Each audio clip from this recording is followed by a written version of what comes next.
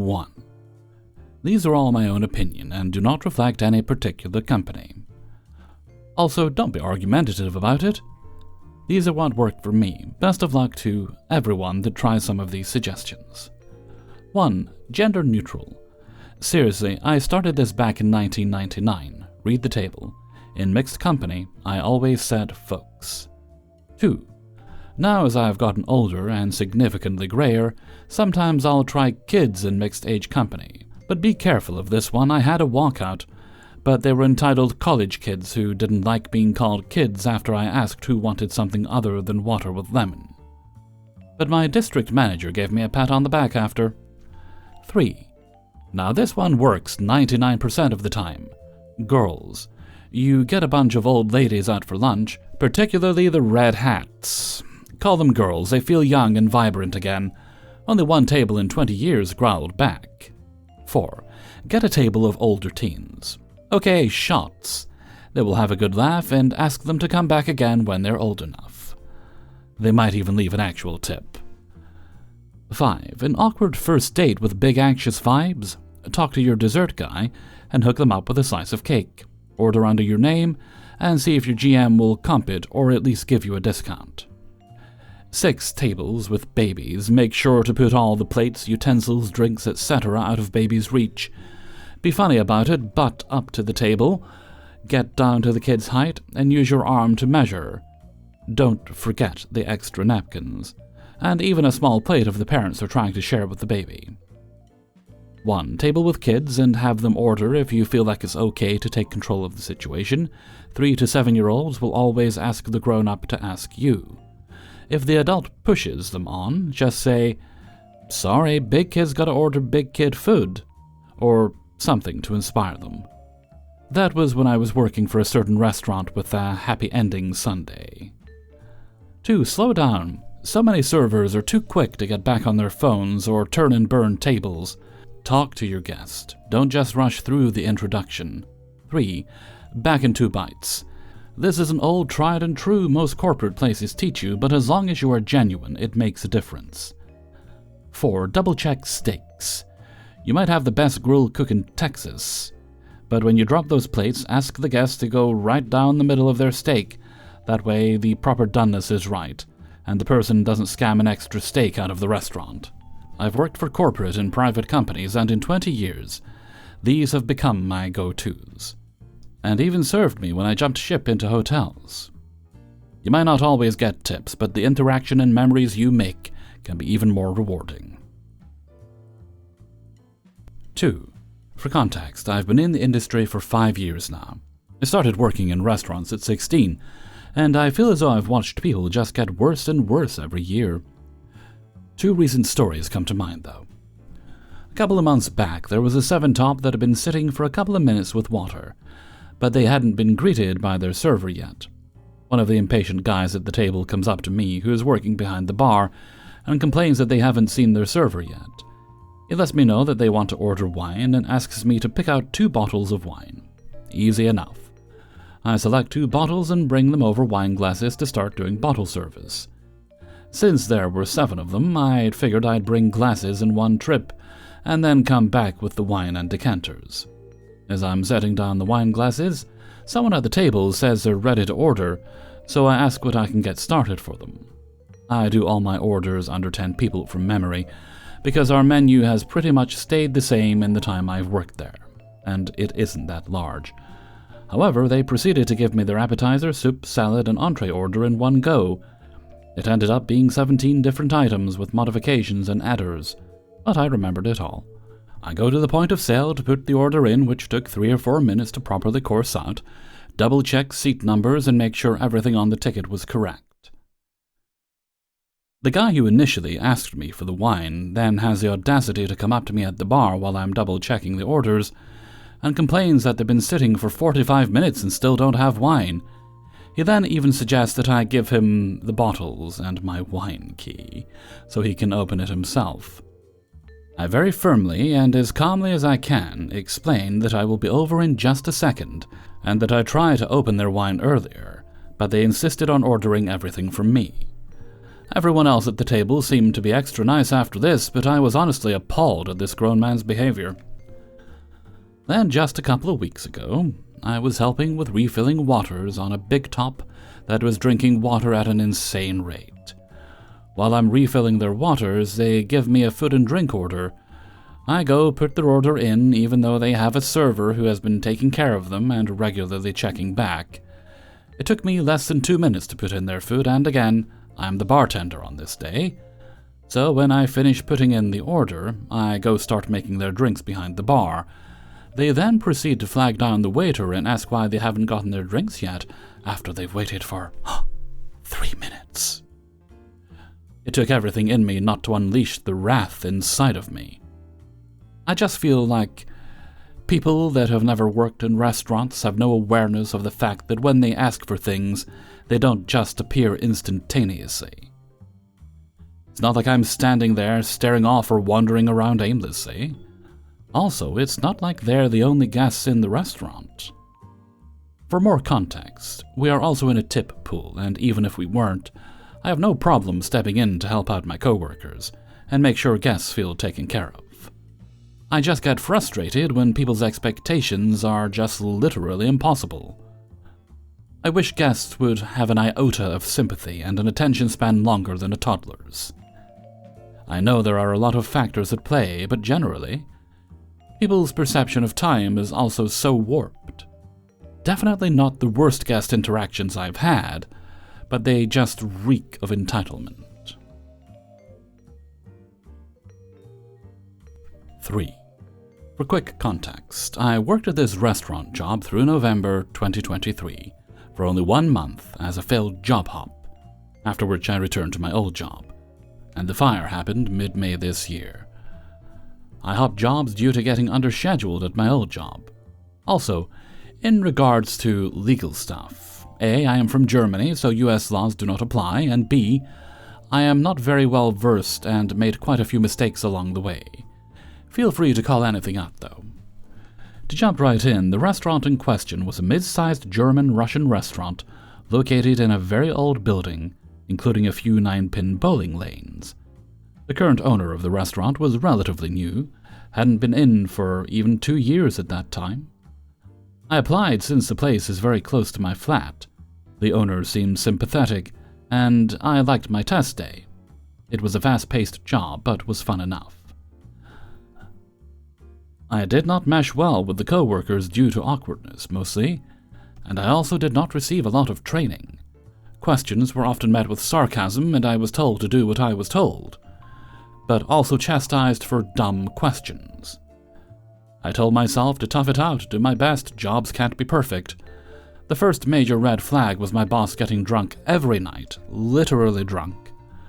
I also worked the first and last month under a verbal agreement, huge mistake, as I was told they could only register me on the first of the month. Big lie and huge mistake of me to believe them. Gradually, the boss treated me worse and worse. He literally told me he expected me to be perfect and to be a mini him. Minimum wage, everyone. He also made inappropriate sexual remarks in regard to my newlywed husband, like, you want to go home early on New Year so you can screw into the year, I see." The last 3 days, I got openly screamed at and berated in front of a coworker, and insulted, which resulted in my crying during my shifts, and literally shaking from the anxiety of messing up. The mistakes that led to this included, not in any particular order, mistakenly carrying wine into the cellar due to misunderstanding instructions, B, carrying gas canisters into the wrong room after being told to get them out of the way, C, poorly wrapping cutlery, and D, forgetting to greet all kitchen staff members. My biggest screw-up was spilling beer on a customer, and I barely took any crap for that. I then texted my old job and asked if I can come back, to which they happily agreed. Since I was under a verbal agreement, I decided to reach out to my then boss and let him know that I would not be working with him in the future. I offered to help out during December and leave peacefully in January, so I would not leave them hanging during the holidays. Thinking I extended an olive branch, I was wrong. He blew up at me on text, saying I had betrayed them for taking me in, for wasting his time, and that he had just registered me as working there, so he had to deduct the fee, 150 euros, from my wages, which is nuts and incredibly illegal. I refused and tried to de-escalate while letting him know that I would not be coming back to work, while he demanded a proper reason as to why I am leaving. I initially told him that I believed the job was not right for me, to which I responded that I would not tolerate any more disrespect and insults. He got angrier. He said I deserved him screaming at me and that I should stop making up lies. After I ignored his ranting, he took to the work group chat, copying my messages, posting them in, making fun of me and demanding to know who insulted me. I explained that I was privately talking to him and no one else, apologized for escalating, and left the group after I started crying out of disbelief and shock. He would send in every message I sent him, so I stopped. I left him at that and just hoped I would get paid. As I should have expected, I did not. I messaged him outlining what he owed me, and he essentially told me to go screw myself and get a lawyer. I tried to reason with him, but there was no point. I wasted my November working for this trashy place, luckily in part-time, but it was still bitter. I decided not to sue, as the costs would have exceeded the wage he was withholding. I received a new contract at my old job and was actually happy with my job, so I kind of forgot about the place, only yapping when driving by. As the place had crazy turnover, 3 colleagues left in the month I was working. I'd assume I wasn't the only one being cheated out. This is pure speculation, though. Cut to mid-May this year, I open my family group chat and someone sends in a video of a fire in the building. Unknown causes, and it's heavily speculated that it was arson. Luckily no one got hurt, but the entire building got destroyed either by fire or the copious amounts of water needed to put it out. They demolished the thing in June, and so the restaurant was no more. Of course, the owner kept, and to this day still keeps crying on Facebook and Instagram about it, and most recently they opened a GoFundMe, which is not doing spectacularly well. I'm very happy no one got hurt, and it absolutely sucks people lost their flats that day. But at the same time, I feel a sense of schadenfreude, like he got what was coming for him. I am absolutely petty for checking their socials every now and then to see what's going on at the moment. Most recently, they revealed the house owner, they were renting, had very poor insurance, so they are financially, royally screwed. Maybe the wages and tips they stole from me will help them cover their butt, but it probably won't.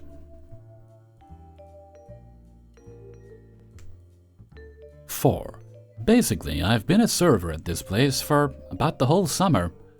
I was originally front desk, but they asked me to serve as well.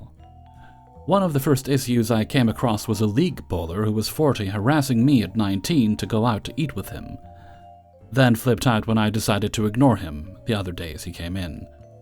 He was only banned for 6 weeks because he was a regular for a bit and brought money to the bar, so I was like, okay, whatever, I'm upset that he's still welcome back, but what can I do?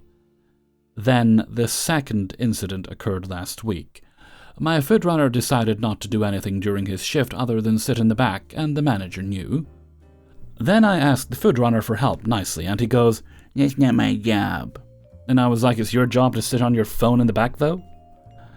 I'm not tipping you out for that." He then flips me off, and I report it to the manager. He says he's going to tell the boss about it later. The food runner still hasn't moved to help anyone out, but comes up to me just to say that wings in the kitchen need to be run out of spite, and then flipped me off again in front of the manager. The manager did nothing. Fast forward to the other night. Everything was all good until I started serving this one table. I thought they were chill and nice, and I greeted them with a smile and asked what I could get for them. Later on, they let their food sit for 20 or 30 minutes on their table just so they could yell at me to get them new food because it's cold. So I asked, "When did you receive your food? Because I put your order in an hour ago and our kitchen is in no way busy." The woman responds, "That doesn't matter, I want new hot ones," and drops them on the floor. Another woman in the group asks for a manager, and they start getting louder. As a result, I put my hand up and say, "Give me a second, please." I come back with the same manager from the other night, and they start making up lies like I had an attitude all night, and they don't want to have me as a server. It was 5 versus 1 at that point, and I'm like, let it go, to myself. But the woman started getting closer to me and continuing on how she wants another server while pointing in my face. I remain calm and say, if that's how you feel, then you're more than welcome to order from the bar. She goes, "What did you say?" and got closer to my face. I said, "You're more than welcome to go to the bar and order if you'd like to order from somebody else." Then she gets close enough to me where there's no room between her and I, face to face, and bumps me with her stomach. Yeah. So, I walk away and the whole group wants to come at me, and my manager still sits there doing nothing. The oldest woman of the group says something about coming after me once I leave the building, and I go, "You're a bitch." I reached my point right there between everything.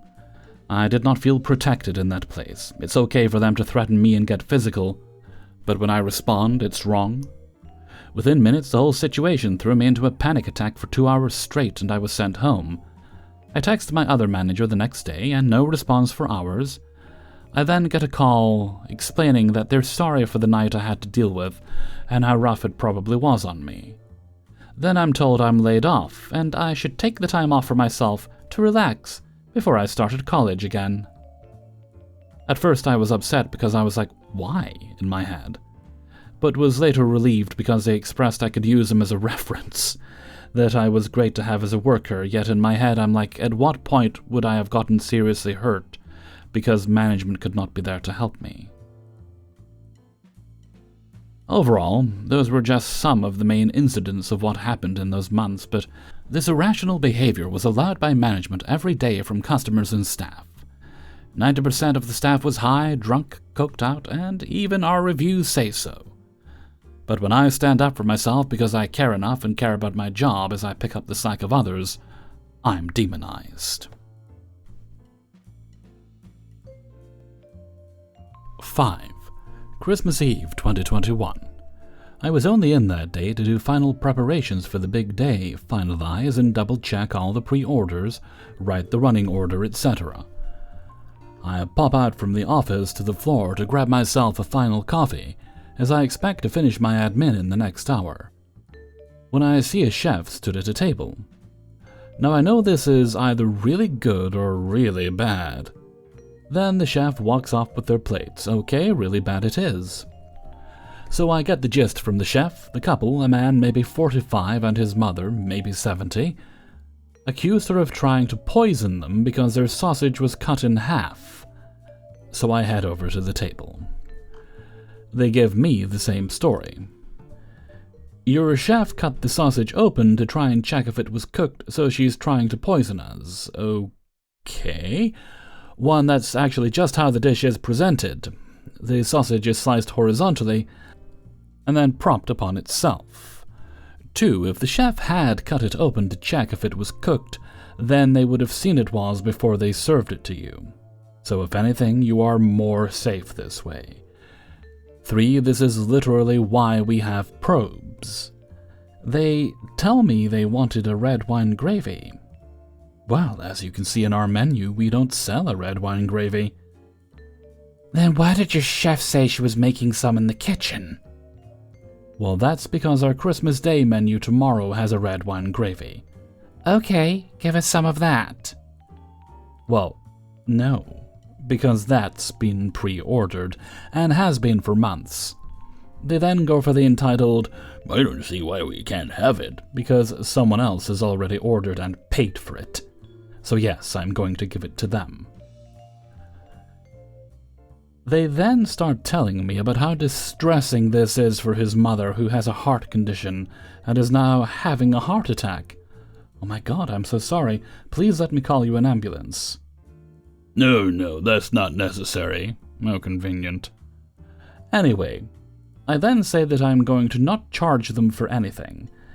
As a part of our guest satisfaction guarantee, they refuse and say they will pay full price. I suspect they wanted to do this so they could then say they paid for food that was stolen away from them. So I refuse. Well, we're just going to leave the money on the table. Okay, well, I've already told you that I have wiped your bill, so that is already dealt with. Therefore, any money left I will view as a gratuity. We're not tipping you. They then start recording me. Asked me to explain myself. I don't think they expected me to say, "Hello, my name is X, I'm the restaurant manager. It's currently the 24th of December 2021, and the situation is as follows." Then my favorite. He tells me he's going to call the police.